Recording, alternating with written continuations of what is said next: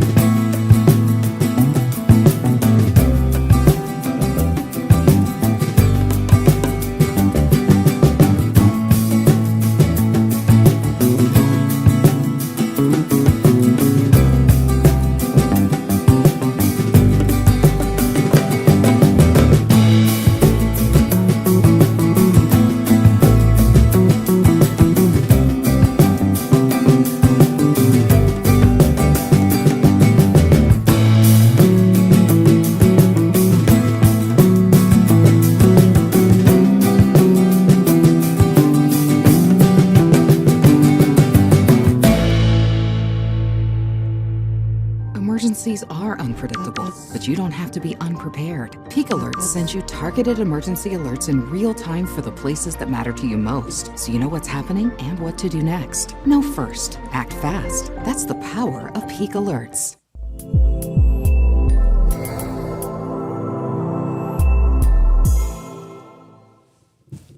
All right, a crew, Matt Meister here, a little bit after 6 o'clock on Peaks to Plains weather. It is Tuesday evening. Joining me now is Mary Matthews from the other studio. I don't know what to call it, Mary, like Peaks to Peaks Command and Peaks to Peaks Studio 2, I think is what I go with here, which it works. Yeah. We'll go with that.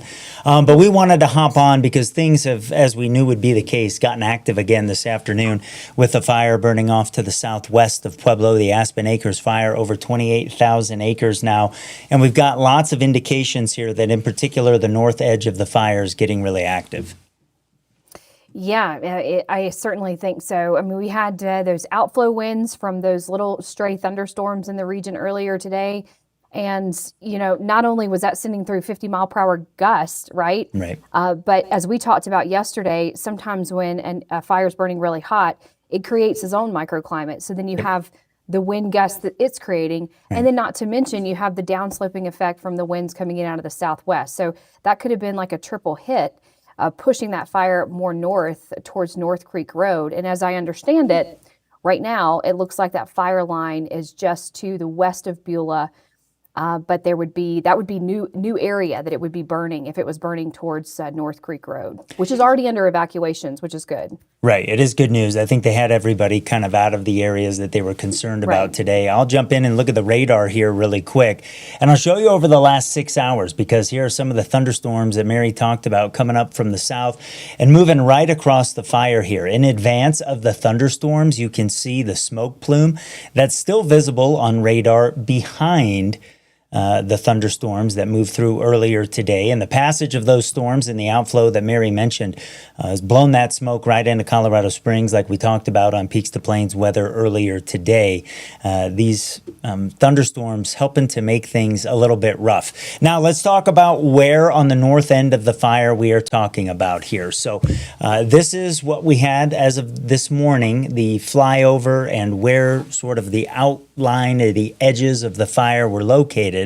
And I'm going to spin this around here and kind of bring you looking from just northeast of the fire back toward the southwest. So you see Beulah here. Back over the mountains, right on the county line, is kind of the area that we are watching for. And Mary's been looking at some satellite detection this afternoon, showing how hot that the satellite, the fire has been burning here. And it shows that it's active. That's the smoke plume that you're seeing there this afternoon. So this is kind of off to the west of Beulah, like she mentioned, and is one of the reasons that we wanted to come on here, let you know about that. Some of the wind gusts across the region right now have certainly picked up through the course of the afternoon, as we knew would be the case, and it has gotten gusty. Let me show you those outside right now. We're running between 20 and 35 miles per hour in a lot of areas. The dew point is low. Humidity is low as well. Dew points are doing better than single digits like we had in teens in some areas yesterday, but Mary, it still is, not overly high out there, and obviously with the wind moving around, it is a little bit of a challenge out there for the firefighters. Yeah, we don't have a lot of surface observations in this rugged area, so we don't have CWAP sites or some of those weather reporting sites, just to put it in more layman terms. But I want to show. Do you want me to show this, even though it's low resolution? I think it's important. I think we should. Yeah, absolutely. Yeah. So here's kind of what we were looking at. So if you look at the fire line, right, this is the latest. This is just to the west of Beulah. You can see it kind of hugs the town of Beulah and stretching up into Cedar Grove. So focus on this area. Then you have the county line. And what I want you to focus on is this is North Creek Road right here. And then it runs into the town of Beulah. Now, the satellite hotspot, it can be overdoing it just a bit because it's a lower resolution product. But even if it is, right, this would be North Creek Road right here that runs down into Beulah. And remember, that line I just showed you is somewhere right here where that fire line is. So that would mean this would be all new area that is burning. So even if we've got a low resolution product here and it's overdoing it on the outskirts, there's still a lot of evidence to suggest that that push in wind coming in out of the south, pushing north, just exploded the fire to the north towards North Creek Road. And now if we show the evacuation map, Matt, people will see it covers that area. And they did a great job kind of making sure that, that was plenty covered. But we talked about this yesterday about how when you don't get a lot of information after something's going on, that means people are so busy trying to get a handle on what's going on that it's probably, in this case, no news, it's not good news. Does that make sense? I can't hear you very well. Can you hear me? Sorry about that. That was my microphone was Okay. down. I was coughing. Okay. Yeah, it is. The information slows when they are losing things because they don't want to, say something has burned that hasn't, and vice versa. So here is what Mary's talking about, the evacuation areas. And let me pull up the newest locations of the fire here. And that's what we had as of this morning. And it's that northern fringe that we think is active given some of the tools that we have to analyze. And so Mary and I are not hype people. That's why we get along so well together. We're never going to do that. But we're going to be honest with you and tell you the educated kind of assumptions that we are able to make with some of the data that we have, and we're going to tell you what we don't know. You can always count on that from us. And we are confident that the northern end of the fire is burning this afternoon because of what's happening meteorologically, the outflow from those storms, the large-scale wind, and because the satellite detection on the fire on the north end has been increasing in intensity and aerial coverage. We know that means the fire is advancing. Is that a fair assessment of kind of putting all the pieces together, right? I think it's a fair assessment. I mean, what else? It's something that wind was so strong in El Paso County. I can't imagine you had 3 elements that were feeding the wind about an hour ago, and there was thunderstorm outflows, the downsloping southwesterly flow, and then the microclimate that the fire created itself. Right. So I can only imagine how erratic that fire behavior was about an hour to 2 hours ago. So I think it's a fair assessment. And yeah, you're right. We're not going to get on here and hype anything or talk outside of our jurisdiction, so to speak. But these are observations that we're passing along. It's not to say it's confirmed, but that hot spot, I looked at this earlier today and I didn't really see it burning very hot. Right. Earlier. And so I thought, well, that's good. They're hopefully suppressing Agreed. The fire just a little bit more. And I checked it, 2 hours ago, and I thought, oh, that's burning hot. And then I thought, oh, right. That's burning further north. Right. So like you said, speculation is not always a bad thing, especially when you're trying to put together information to pass along to the public. And like you said, sometimes it can be slow to come in when they're trying to get a handle on exactly what's going on and making sure they communicate accurately. Right. And I would add to that too, that even after the fact, sometimes you have to do the same level of forensic meteorology to tell a story and put it together, what happened. I've had to do that in court before. If there is no video or pictorial evidence about what happened, you have to build a story given how the atmosphere works, given the observations that you have that may have been in the area and all of those things. And that's what we're doing right now. So if we look at what happens here for the rest of the night, you can see that in this area, we are going to keep the wind kind of out of the southwest. And notice how the computers here are still picking up on some of the stronger wind gusts that have been moving through the area this afternoon. So that is comforting and gives us confidence that we know the models have had a good handle on things. It gives us confidence going forward into what we are going to see through tonight. So for the next several hours, the wind is going to keep going here. Usually what we see as we get into the evening and the sun goes down, the atmosphere starts to cool off, the boundary layer starts to relax a little bit. You begin to see the wind pull back unless there's something large scale in the atmosphere that is kind of overriding that typical pattern. And the trend here through the evening is certainly for it to stay breezy, but odds are that we lose some of the gusts that we have had through the day today. Now, that is on the meteorological side of things. The fire can do its own thing. So we'll keep that in mind. We'll watch for that here as we move through the evening. And Mary's got an update for us here now. Mary, what have you just found out? Okay, so unfortunately, we were correct. As of 5:55 p.m., mandatory evacuations are in effect for the North Creek area, encompassing Central Road to the Custer County line. This may be your last chance to evacuate. So if those areas were on pre-evacuation, which I don't think they were, I thought they were on mandatory evacuation, then our observations are correct. So that is the latest from the Pueblo County Sheriff's Department. So let's zoom in on that here. This same area that Mary was just talking about. Let me pull that up. So here is North Creek Road. And read that again, Mary. It was North Creek Road. It was North Creek area. Maybe he meant North Creek Road. As of 5:55 p.m., mandatory evacuations are in effect for the North Creek area encompassing Central Road to the Custer County line. This may be your last chance to evacuate. Okay. Do So not I think wait. what they're Please saying evacuate here now. then is I saw Central, Central's kind of back in here. So here's Central Avenue coming north out of Beulah Valley. And then you've got North Creek Road that goes up to the county line if I pull back. So it's all of this area that I agree with you. I thought, I guess incorrectly, that area was evacuated already. But if it wasn't before, it is now. Yeah. So they're telling people, and there's some pretty strong language they use there, Mary, that they're trying to give people the idea that this stuff is changing fast, and this may be your last opportunity because of the movement of the fire.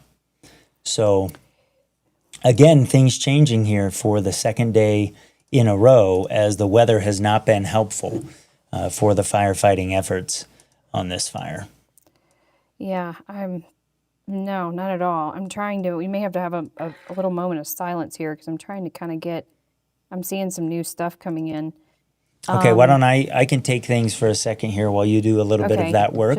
Just for a second. Okay, gotcha. And I will talk about the smoke that moved into Colorado Springs today. I was outside doing some testing for the live show that Mary and I are doing on Saturday morning for the 4th of July at the National World War II Aviation Museum. For cameras up, all the microphones, all the things to make the video happen and look good. And as I was out in my driveway doing that and using Starlink to test the internet signal, I was outside and almost instantaneously smelled smoke. And as I looked up, it had gotten hazy overhead during that time.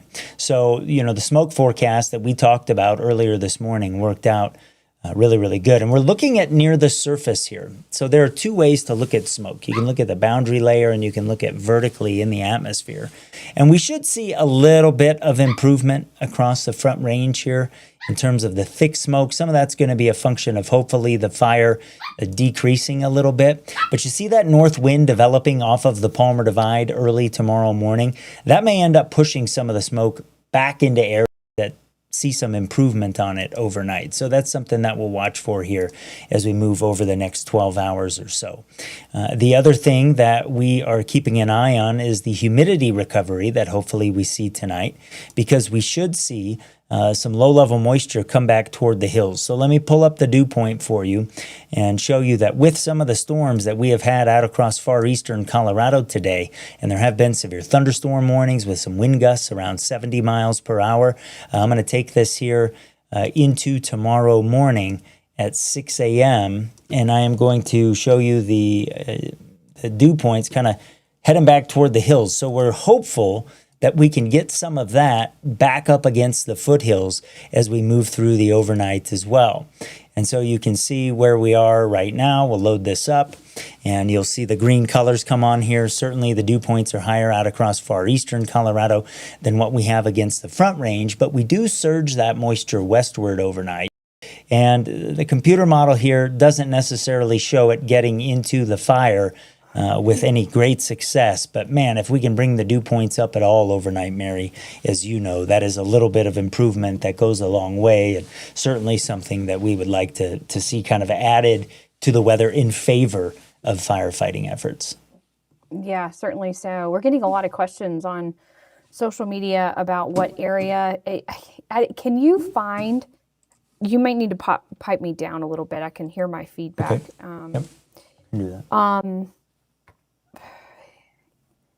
I cannot find, I just saw the update from the Pueblo County Sheriff and now I can't find it again. So I'm not sure if you can find it. Sometimes these older updates keep surfacing and it can be a little bit tough to sort through the updated information. Well, let me see. Let's see. You need it reread again? Is that what you mean? Yeah. Oh, here it is. I found it. So it was 21 minutes ago. A Pueblo County Evacuation Center is located at 1650 Cooper Place at the Pueblo County Recreation Center. Household pets are accepted at this location. I think that's a new location, by the way. Large animal and livestock are still being accepted at the Colorado State Fairgrounds. Enter gate 7 off of Small Avenue. And it looks like they're more frequently updating on Twitter. Yeah, it looks like So- one of the information centers they had open during the day is closed for the night, so they're just going to push things on social media now. And I actually find that, I was going to talk to you about this, so we'll just do it right now. On all of these fires, the authorities are making official Facebook pages for the fires. Have you noticed that? Yeah. I think that's Yeah, interesting. that is interesting. Kind of wondering, let me look at the, All right, so Debbie's asking Now a we question. have- Debbie, I'll try to do this again for you right now. She's asking what part of North Creek is it on? And given what's happening today with the weather, it's sort of North Creek heading off to the northwest of Beulah and Beulah Valley. So I'll zoom back in on that for you. So it's, you know, we're hopeful it's not in Beulah, but the areas that we are sort of watching for here and where we have deduced that the fire is burning it's been advancing, you know, sort of northward in this direction to some extent. Whoops. How much we are still kind of working on, and we'll continue to do so here, but there is some component of the north flank of this fire that has gotten more active this afternoon. So they have evacuated from central there through North Creek all the way over to the Custer County line, which is the white line that you see almost in the middle of the map here. And so that's the area that we're going to keep watching. That's the area that on the satellite detection shows that it has been burning hotter here over the last little bit. So Mary has a new thunderstorm that is developing in the area as well, which, Mary, is what we don't need. no, this is already what happened today. So it's kind of following in the same path. So this either, you know, we talked about this. These are little gusty thunderstorms. They're high based. People get excited when they see them and they think, oh, we'll get a good dose of rain over the fire, but it's not enough rain to really matter. And unfortunately, it comes with the side effect of more wind because that's likely going to collapse as it moves just east of the wet mountains, and that'll send through more wind, unfortunately, adding insult to injury for the wind that's already aiding in the spread of this fire. So that's a special weather statement. So what that means is it's not a severe storm. It's kind of a category below where the National Weather Service out of Pueblo is saying, hey, keep an eye on this storm. This is, you know, just producing some 50-mile-per-hour outflow winds and is, you know, likely to be very gusty in the vicinity here around Rye and Colorado City. And you may be wondering, okay, well, how is that going to, what direction is that going to push the wind? Well, oftentimes when you have these thunderstorms that fall apart, it spreads out in all directions, especially if the thunderstorm collapses, which can happen. And, you know, especially as they move off the mountains. And that can, you know, mean that it's, you know, it just adds in pushing it further north. And then if there's hot spots there just southwest of Beulah Valley, which we know there are, it could also push it a little more northeast. I mean, so that's speculation. We know what thunderstorms do when they collapse and fall apart. Right. But how it's going to respond in that region is going to be very erratic and very hard to predict. Yeah. So. And this is the area that we're watching that Mary was talking about here. So I'm kind of from Beulah Valley. I'm sort of looking to the west-northwest here, back across the valley, just to the north of the fire perimeter that we got in what was the latest mapping of it. And so it's the wet mountains here off to the west of Beulah and Beulah Valley that we think the fire is burning. And I can kind of tilt and give you some idea here, take you in a little bit closer and help you see. So here's Beulah, here's where the fire was, and you can see how gnarly all of that terrain is in there. You also see the Custer and Pueblo County line back in there as well. And you can see the homes that are on the hillsides there. And so those are what they are trying to protect. You can see some of the roads that go up the draws there. And then here is North Creek, which runs, of course, to the north out of there. And that's what they are using as the northern boundary of this latest evacuation. So we're looking off to the northwest. I'm going to rotate it back around. We're all used to looking kind of due north there. And that is sort of the area that we are watching as being one of the most active spots. I did just talk to somebody that's up on Pikes Peak, kind of looking to the south, Mary, and they say it is sort of the middle part of the fire, as they described it, on the north end that seems to be most active from their perspective. So this would kind of be the middle of the fire. So that again matches with what, the pieces that we're putting together here this afternoon. So you mean, can you go back to that? Yeah, sure. So you mean kind of not quite reaching that ridge. You just drew that line. Can you do that again? Like right? Yeah. Right. So it looks like that's the ridge to the north of there. So not quite reaching that area just yet. Well, Like as that far one. as we know. Yeah. Yeah. Yeah. So I just, man, it's there are people that live right here, like we just saw all those houses. So we hope it's more this way, but we don't know that. And unfortunately, we're not going to know that for a while. And, our thoughts and prayers are with everybody that continue to be evacuated today and that did lose homes yesterday. The number announced earlier today was more than 100 structures were lost. Some of those could be outbuildings. I'm sure a number of them are homes. I did talk to someone last night and early this morning who did lose a family ranch in the area, kind of off to the southwest of the valley. They're kind of back in this area here, which Mary, you and I were talking about yesterday during the afternoon, that we were worried about it, coming kind of back in on Highway 78 here. And the fire was certainly in there. So unfortunately, that was, sort of good analysis on our part. But to give everybody perspective, this is where it is in relation to Pueblo. It is off to the southwest, in the southwestern part of Pueblo County. It's about 21 miles or so off to the southwest of Pueblo. It made a 22-mile run yesterday, is what they said, kind of coming out of the mountains there, and with some pretty incredible growth yesterday, Mary, starting in the morning and then growing to 23,000 acres approximately in the late part of the day. Was a very, very significant fire day in the history of Colorado. Yeah. I get really concerned about, they said, today, the latest press conference had 255 firefighters engaged from the ground, and that they were calling in resources, as far away as Alaska. So, hopefully, I just worry about the firefighters, Right. There's such a rugged area. We've already had bad news coming out of Colorado and Utah with the Right. loss of those 3 lives. Gosh, late last week. So, they obviously are well trained, but it's still a scary situation because you had so many different factors feeding the wind in that area. So I can only imagine.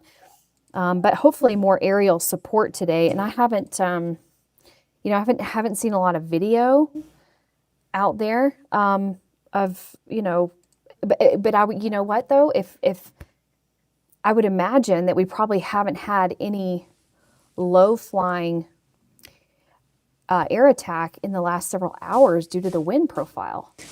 Yeah, I got some video from Sam in Pueblo West earlier today. This is like 10:45-ish in the morning.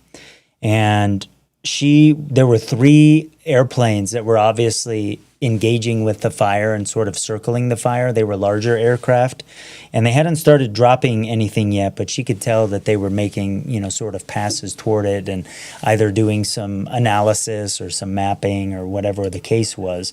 But I think you're right. As the wind picked up this afternoon and you started getting those updrafts around the area, I think it's highly likely that certainly helicopters would have ceased operation, and a lot of the smaller planes would have as well. Yeah, I'm not sure. I know that MMA multi-mission aircraft, can withstand a little bit more wind. But as Right. I understand it, sometimes they're not as effective because they can't fly as low. Is that right? I think that's Yeah, I think you're what on the I right understand track it. there. So, and I believe the more efficient aircraft, I don't know what the threshold is, so I could be completely wrong. I thought it was around 25, 30 miles per hour. So we've probably topped that threshold in that area for them to safely be able to fly. It's so sad because, you know, you kind of have had to, from what I understand, just let this fire go. I mean, there has been a lot of efforts with local firefighters and wildland firefighters trying to save the towns and make sure they can get that perimeter. But obviously, there's not a whole lot that can be done when it's the winds are that strong and it's in Right. that rugged terrain. Right. Got this question here on social media about 5 minutes ago, asking is most of Beulah evacuated? The entire town has been evacuated since yesterday, and the entire town, unfortunately, I would say, is in danger. So everyone has gotten out of there, hopefully for the most part. Few people that were to the north of there, had a strong suggestion from the sheriff to get out of there. Phil says that the Savage Ranch area to the north as well. My mom's home is there. So Phil looks like a wildland firefighter there in his photo that you can see. Phil, we hope that your mom's place is not impacted. And Jaramillo says, thank you for the updates. We're watching this closely, praying for all involved. And Phil's asking about the Siloam Road area up to the north. So, people are engaged with this, Mary, which is one of the reasons we wanted to come on here and do this.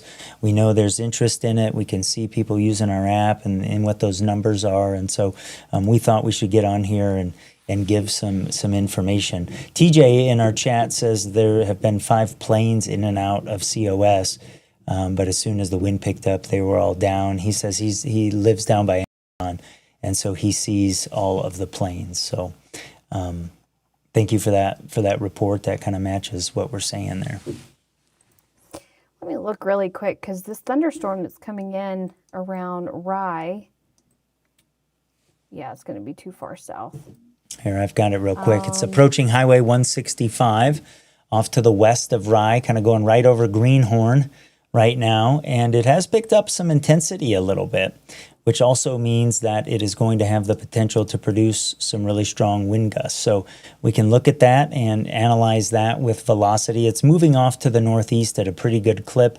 Well, they say it was moving at about 25 miles per hour, 30? Yeah, Probably closer 25. to 30. So it's going That to looks mute. like that might skirt the southern perimeter of the fire. No, right? Oh, I think so. I think it's going to go across the southern perimeter of the fire and then right across the middle of it. Because if we put this back on here, oops. Oh, shoot, I didn't save that. All right, let me reorient this real quick. This will be helpful for us. So I'm going to go from where the storm is right now, and then we are going to wipe to where the fire is. So we'll go back and forth here. So it looks like it's going to scoot kind of right across that there, Mary. If I put that, kind of leave that on there for us. Yeah, at least the eastern edges of the fire, central and eastern parts of the fire, I'd say are going to be impacted by that.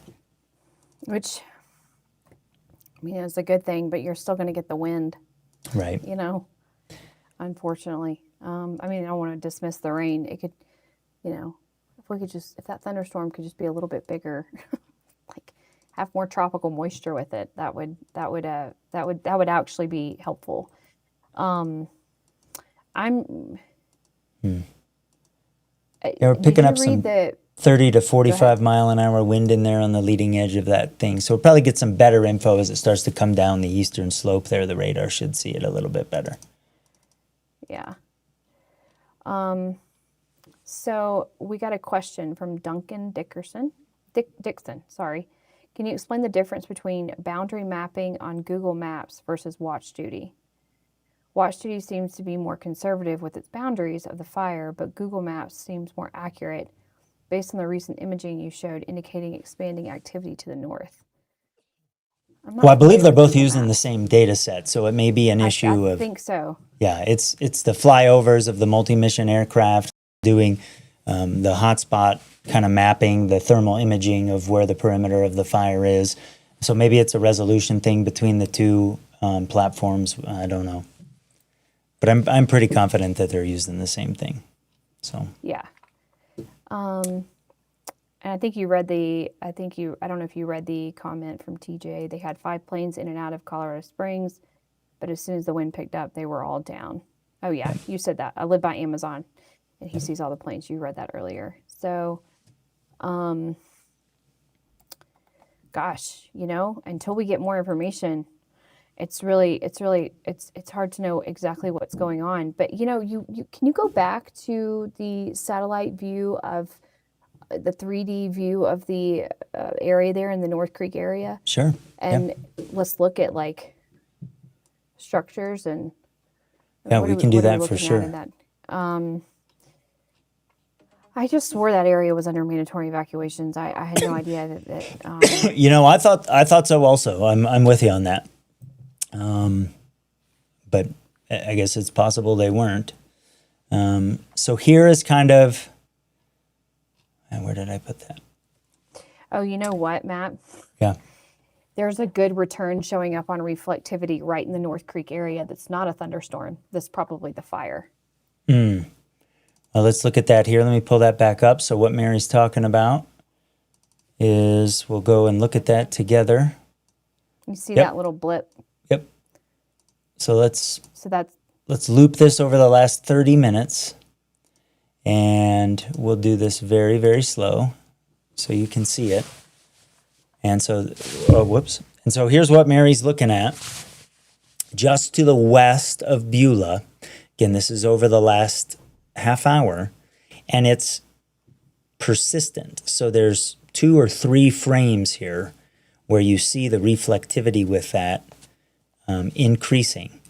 And radar will bounce off of smoke particles just like it does off of raindrops, off of snowflakes, off of dust, off of bugs. And that's what is allowing us to see this. So with the satellite detection of the temperatures of the fire growing and increasing this afternoon, it makes a lot of sense. You're probably, if you're looking in that direction from Penrose or from Pueblo West or Canyon City, you're probably seeing a little bit more activity on the smoke plume, or at least on the north end of it, maybe getting a little bit crisper. If you have a picture of that, you can send it to Peaks to Plains Weather. If you want to join us live, you can do that. You can put one of these links into the browser on your phone or at your desktop, and you can join us here and ask some questions. I do have one question I want to get to. This person has asked it a couple of times. Is it going to get to Pueblo West? And I really don't think so. Pueblo West is, about 20 miles away from where the fire is right now. So, you guys can, for the time being, rest easy. That's a long ways for that fire to go. I was going to try to put on, I was actually just going to try to put on a little, All right, let me... not sure if I should or not. Let me go back you can't see it now because it looks like the... Can you put on my, let me fade over, Yep, over sure. there. Can you put on my full screen so we can kind of show people? So focus on the left side here of the screen. This is just about 6 o'clock, so 6:41 now. So here's what I've circled. You can see the return fire here. You can see the hot spot from satellite where it looks like it's burning new area in the North Creek area, which is the area that they now have mandatory evacuations. And then if we put it into, let's go to current time here. That's where I've circled the rain. And you can see the increase here in the return showing up. Now, there's a lot of cloud cover in place right now. Some of that smoke, some of that clouds from the thunderstorm moving in. So the hot spot didn't disappear. It's just being covered up by clouds. So that's kind of matching, though you can see the new return showing up right here west of Beulah Valley. So that would be above that perimeter. And this is North Creek Road. So just another kind of analysis of what the radar is giving us and what satellite is able to provide, to kind of confirm that there's a lot of new spread in that area. Yeah. Well, and then I can take, I just made this while you were doing that, Mary. So here is the fire off to the west of I-25. I'll kind of fly you down and we'll start looking back toward the west here. So this is off to the northwest. You can see Beulah Valley there. You can see the big ridge that North Creek Road runs along. And then here we take you down into the valley, and this is looking at the community of Beulah. And you see here on the west side, back toward Flag Mountain, toward Middle Creek, coming out of the mountains there, and you can see how, you know, rugged that terrain is, with some ridges kind of running up to the north there. Of course, running north out of town, there's North Creek Cutoff Road that does head up to North Creek Road, and so you can see that is located right here. Let me put the little pointer on the map for you. So this is North Creek Cutoff Road that runs up to North Creek Road. And you can see some of the creeks that we have back in here. You can see some of the homes that are in the area on the hillsides back in here as well. And these are the locations that we are concerned about this afternoon, because we are pretty confident that the fire, we're hopeful, has been burning high enough up into the terrain there that it is not burning homes. But we can't guarantee that this afternoon. So we think the fire's made a run up to the north. I'll put some lines on here for you to help you kind of understand the area that we're talking about. We think it's made a run up in this direction to some extent. We're not sure how far, but it gels with what is happening in the wind fields and what's happened with the outflows of the thunderstorms.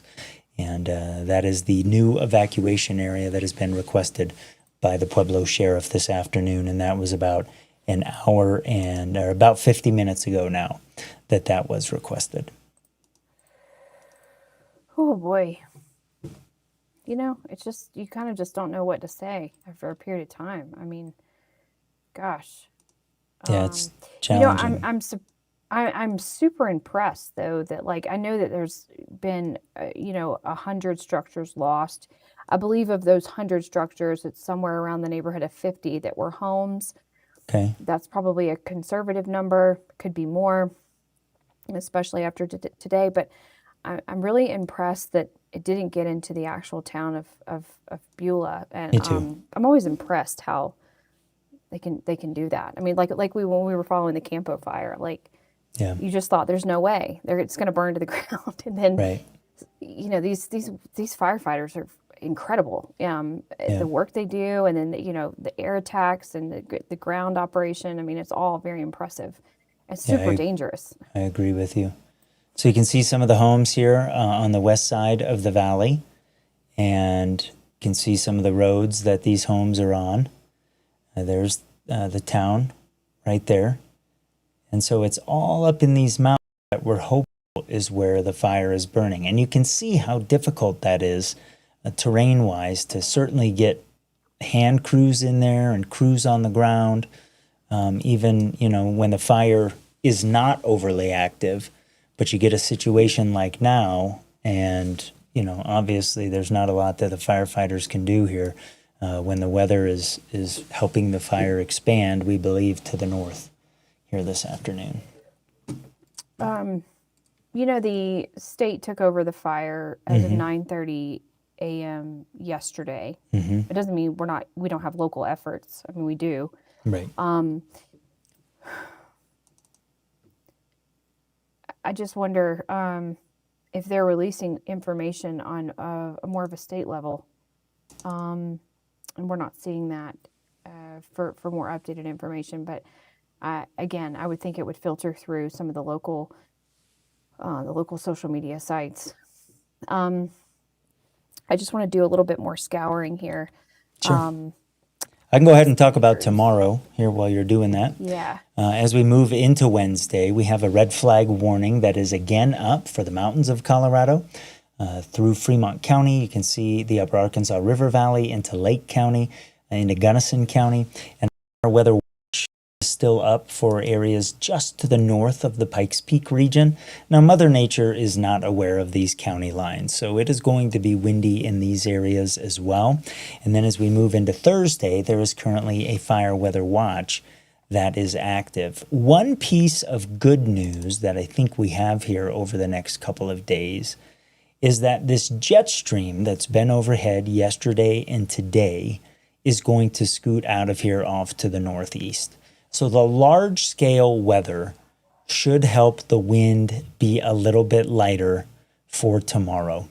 I also think that we are going to start off tomorrow morning with a little bit more moisture up against the hills. You can see that here on the dew point. But then as we move through the day tomorrow, we will mix the atmosphere out from west to east, and the dew points will drop lower than they are this afternoon in all likelihood. This may be a little bit overdone by the model, but it has at least the right idea. From a wind perspective, as we begin tomorrow morning, the wind is lighter than it will be in the afternoon. And as is typically the case, you see through the morning, the wind is picking up over the mountain areas. Back to gusts that the model has been underdoing here the last several days. It again shows sort of between 20 and 30 miles per hour. We've been getting gusts higher than that, but the large scale wind again tomorrow I don't think is going to be kind of as persistent and as difficult as yesterday and today, but we'll see what ends up happening here in the afternoon. So, Mary, Here we go, Matt. not a huge improvement tomorrow, maybe splitting hairs that it'll be a touch better. Let's show this video really quickly here. Road Tour, we got to credit 2026 roadtour.net. So this was 2 hours ago in the area. I think they're very vague with the description, but it is newer hotspots in the region, it looks like. So this could be our video. Yeah, that's active fire right there. Yeah, it was 2 hours ago. Let me see. Let me look one more time here. Kind of looks like they're looking to the north, given the wind direction. Yeah. So they're south of the fire somewhere. Yeah, it looks like this could be up into that area closer to, because look, it stops at that little ridge like you were showing a little earlier. Now that's speculation. I don't know for sure, but look at that though right there, Mary. Like that fire's growing. yeah. But you see how you were kind of drawing that line earlier. It could have been right through here. Yeah, that would have been looking and spreading north. Yeah. So, yeah, you're right. That's kind of hard to tell. That is that's footage that we're seeing here on Twitter. That is kind of the latest that I saw there. So, yeah. Well, it's a challenge. I think unlike yesterday was just the thing was moving so fast and like the response was coming to it and it was like try to get everyone out of there. I do feel like today is a little different in that way that, we know most of the people are out of there and we've got firefighting crews positioned where they need to be. But man, it has been another little rough afternoon here. Danielle says great information. Thank you both. Danielle, you're very welcome. That's what Peaks to Plains weather is all about. So if you're finding this useful, please tell your friends about it. Mary and Rachel and I would be very, very grateful for that. Lisa says that Beulah had a fire prevention grant this past year and did so much with fire mitigation. So she's sure that their efforts has helped, and let's hope that is the case. This thing has been kind of ringing Beulah now, Mary, for about 24 hours. And so let's hope that some of that work that they have done is going to pay off. Let's hope so. I think the flow of information probably after about 7:30. I don't know why. It always seems like it's between about 7:30 and 8:30 we start to get new information. Evacuations expanded due to the Aspen Acres Fire. Mandatory evacuation now in effect for North Creek area, encompassing Central Road to the Custer County line, which we've already read.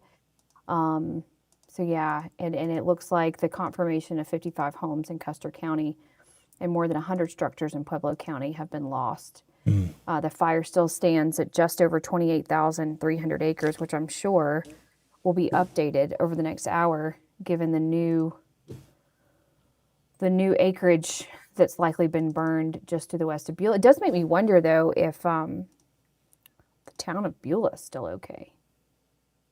Yeah, I mean, I hope so. I really hope so. Have you seen the return showing up now? You want to put my fade me on here? Here, I got it up. I've been you already showing got it. it up? Yeah.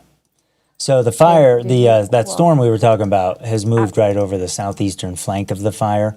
From a wind perspective, I think this is good news. I'm not seeing anything overly ridiculous there, but it has been coming up from the south over the last 45 minutes.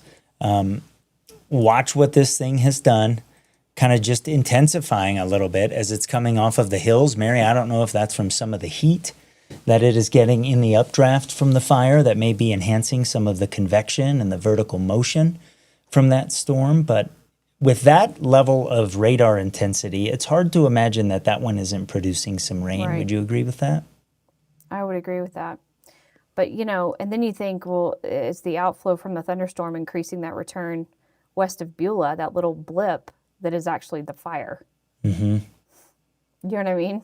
Yeah, but here, I'll put a pointer on that thing. What makes me think that that's the fire is that's not moving, right? Where the thunderstorm is moving, that is not. So I'm with you that's where the fire is, or at least one of the more Would that intense. be a new hot spot north of Colorado City? On the other side? No, sometimes there's it actually picks up cars on the road right there. That's kind of a notorious Really? spot that it actually sees those. You can usually see that in the velocity too. When it's in clear air mode, you'll see some return right there. So I don't think, I sure hope not, because that's a way different deal if we've got hotspot on the interstate like that. I mean, that'd be really far for an ember to travel. But Yeah. a lot of people ask, how does it travel that fast? From what I understand from covering fires throughout my career, is when you get those strong winds, all it takes is a pickup of an ember, and then it starts to carry it, and it crowns in the trees, and it doesn't have to necessarily spread by the floor, the valley floor, or the floor of the the mountains. So it's yeah, it's an unfortunate situation. There's not much else to really say other than it's going to continue to get, I'm afraid, a little bit worse before it gets better. I know you said tomorrow, and I agree with you, tomorrow won't be quite as bad as the last 2 days, but it's not great. I don't want to give that impression, right? Like I'm trying to find the positive. Sometimes I know I'm, as a forecaster, kind of guilty of that. My rose-colored glasses. But yeah, Mary, I'm with you. I am concerned about the Beulah area here with what's happening this afternoon,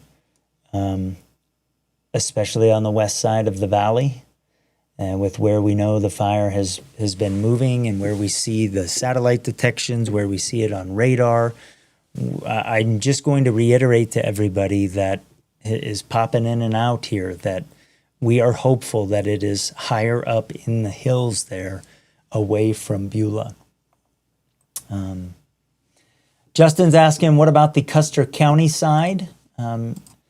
Justin will do some work on that. The wind today suggests that it is the north and northeastern side of the fire that should be more active, but you do always get fire sort of making its own weather. So if I orient us back to the north here, there are still evacuations. You can see that the fire has crossed Highway 165. Has remained to the north of San Isabel. The Boy Scout Ranch is right here, and the fire got right up to that. I don't know the status of that. Bishop's Castle is farther to the north up here, about right there. That should be okay. But you can see Highway 78, Highway 165, the Aspen Acres area is where kind of the beginnings of the fire occurred. And it did move a little bit west at some point, whether that was last night or during the day yesterday, I don't know. But the bulk of the fire at this point has been on the Pueblo County side of things. And we are concerned about that northern flank here early in the evening now on Tuesday, June 30th.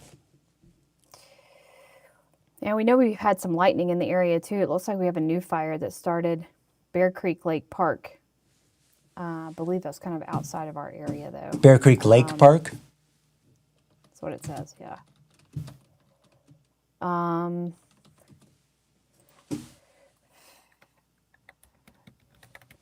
There's a small fire from a lightning strike, potentially. So that's in Lakewood. So that's on the west side of Denver. I thought that was kind of a ways, but just kind of goes to tell the story of, you know, we don't have enough rain with these thunderstorms for people to get too excited. But what we do have is electricity and wind, which is the side effect that is not helpful. Which is exactly what we don't need. Tanya says that the smoke has increased in eastern Pueblo County. And Chris says, I am one street from East High School in Pueblo, and the smoke has picked up there as well. Rumpelstiltskin says, sad for our neighbors. New subscriber enjoying your channel from Manitou Springs. Welcome to Peaks to Plains Weather. It is good to have you. And so those are some of the latest social media comments that we have gotten. That's fantastic. It's fantastic to hear that feedback. You know, I just wonder if we should maybe reset. Let's talk about the smoke forecast, the smoke for people that are just popping on, about the air quality over the next 24 hours. Kind of going over that, and then maybe we kind of hit a little bit of a reset, because I'll bet you in about 30 to 45 minutes we get some sort of update. I'm sure their hands are full right now with some of the wind in that area and the storm moving through. Yeah, let's pop into a little bit of the forecast here. We will start with the smoke and where it has been moving this afternoon. A lot of us have smelled it in Colorado Springs from the southwest side of town. Mary was taking her dogs out earlier. She smelled the smoke. I was in the driveway, smelled the smoke.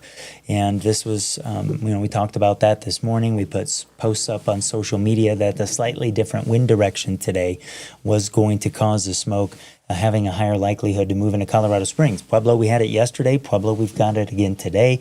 Reports just coming in that it is thick on the east side of Pueblo County. And I think it'll stay that way here through the evening. As we get into the overnight, it looks like, at least at the surface, there's a little bit of improvement. Still probably staying noticeable for a lot of us, but the fire is likely to come down some in terms of its activity and the amount of particulates that it's putting into the air, and that should help to, with time, give us a little bit of improvement. It does look like we'll see the normal mountain plains circulation kind of switch around here off the Palmer Divide early tomorrow morning, and that may put things back, kind of push it back into Colorado Springs. If there is some improvement, something we'll keep an eye on. I do think early tomorrow morning there's a little bit more moisture around east of the mountains than we've got out there this afternoon for sure, but unfortunately we don't keep that around very long tomorrow. As we get the wind, that starts to come back into the area. So the wind gusts this evening, are still between 20 and 30 miles per hour on the whole. If I walk you through tomorrow, we still have a red flag warning in effect for a good chunk of southern Colorado, but the difference tomorrow is that the jet stream kind of moves off to the northeast. We have the tail end of it overhead now, and this jet is separating what is this sort of second area of low pressure that's kind of now back here. There are a couple of them up across the northern Rockies, and this high pressure over the southeastern United States.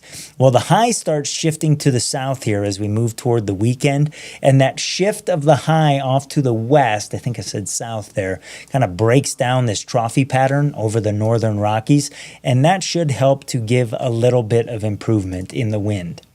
Now, I want to stress a little bit of improvement because as we move through the late morning and afternoon here tomorrow, you see the wind picks back up out of the southwest. That's desert air coming back into the area. And with that tomorrow, watch what happens to the dew point. It should drop off as we head into the late part of the afternoon on Wednesday. So we start off with some moisture up against the hills. I'll take you to tomorrow morning and show you that. And as we move through the day on Wednesday, you see the dew points dropping. This model's probably overdone. It's notorious for doing that, but you get the idea that we will again have a challenging day in terms of firefighting efforts. Temperatures rebound tomorrow. We've been a little bit cooler today. We'll add a few more degrees to Wednesday. By the time we get to Thursday, the temperatures are getting back to around triple digits along the Arkansas River. We're almost at the triple digits in Pueblo. If we don't get there, we'll be very, very close to it. And the mountains warm up actually a little bit over the next couple of days. So we'll add a few degrees there. That in and of itself helps to drop the relative humidity, and that makes for a challenge for firefighters. So even as the wind gets a little bit lighter here over the next couple of days, by the time we hit Thursday, you can see that we still have a fire weather watch that has already been issued by the National Weather Service. Jeremy is checking in here, Mary. This is an interesting observation from him, and Jeremy, thanks for sharing this. So it's about 10 miles west-southwest of the Aspen Acres area, so he's in Custer County. Says there's a new smoke plume of darker smoke, he's assuming the burning of trees, north of the primary plume area from yesterday and earlier today, and that seems to coincide with the flare-up that you're talking about. So, Jeremy, thank you for that. We appreciate that. Mary, that's another piece of the puzzle that we can put on there, showing where we think the fire's active. That might be this. Very, very possible. You know? Yep. Because I don't think if you show this, I don't think that's not the main plume. That looks new. That's my observation. Right. And notice here, check this out, Mary. That thunderstorm is gone. It's moved off to the northeast, but we've still got that hot spot. So can you zoom way in and get some satellite imagery of like right where that is? Yeah, some location on that. Yeah, we can do that. Yeah. I can take the radar off. We put it back on so I know right where I'm looking.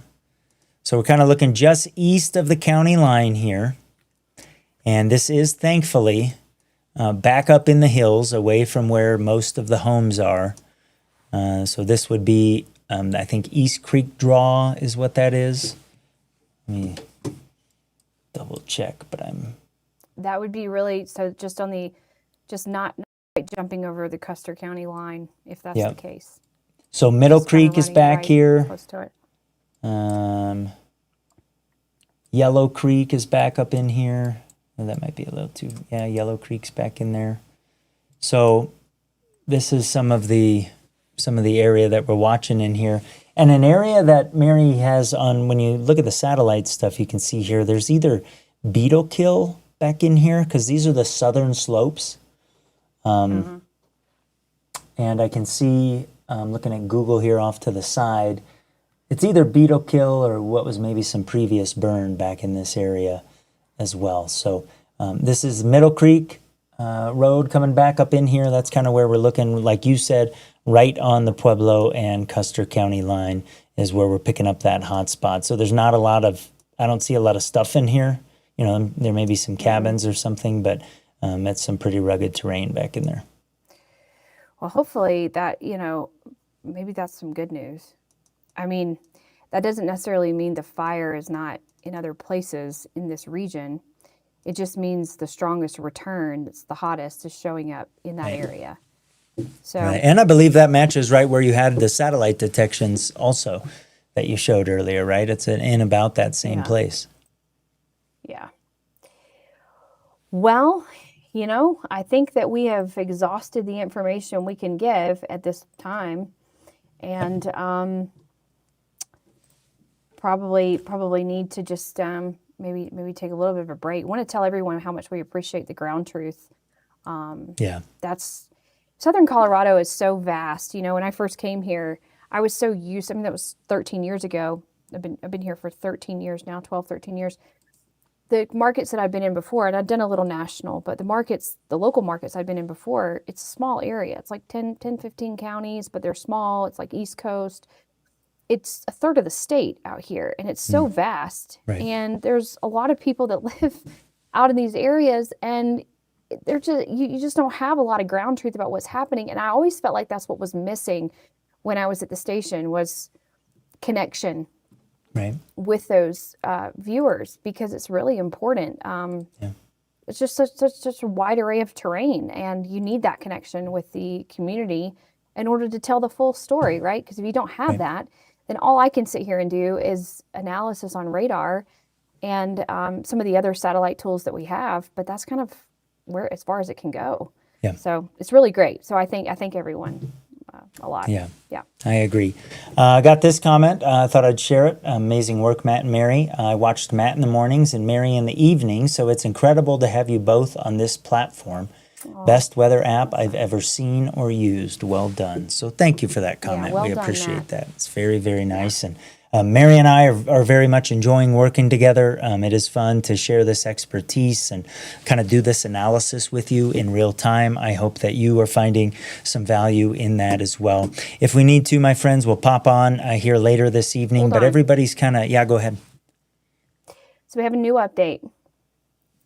Pueblo County Sheriff David Lucero provided an update today on the Aspen Acres Fire, including the ongoing response and current conditions. Right now, it looks like the video that they're posting that we will share is the video of damage left behind in Beulah. Okay, so this does not really include, I apologize, does not really include any additional information right now on how much of that area is burning in the North Creek area. But it does show a lot of the smoldering, the charred ground of what has already burned. So we can kind of repost that, and well, I can actually just show that right now. So Go ahead. let me. You can't hear that in my audio, can you? No. Let me see here. I guess we could just go ahead and show it if you want me to. Yeah, I think so. We're on. We might as well do it. Let's mute this. There we go.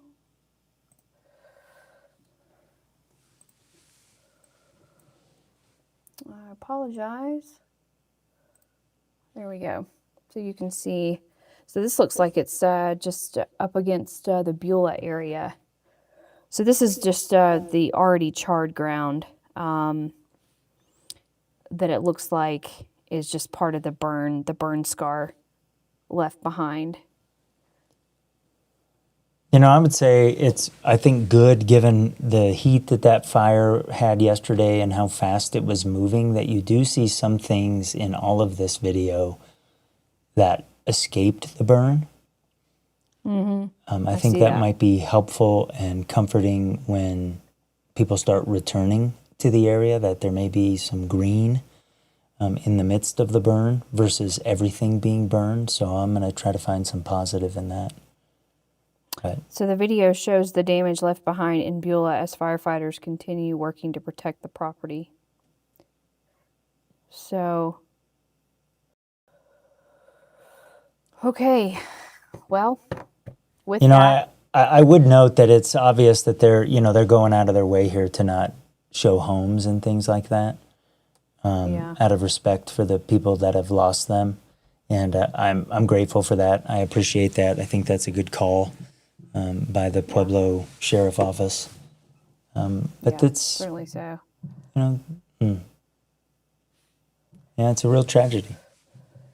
Yeah, it certainly is. And I did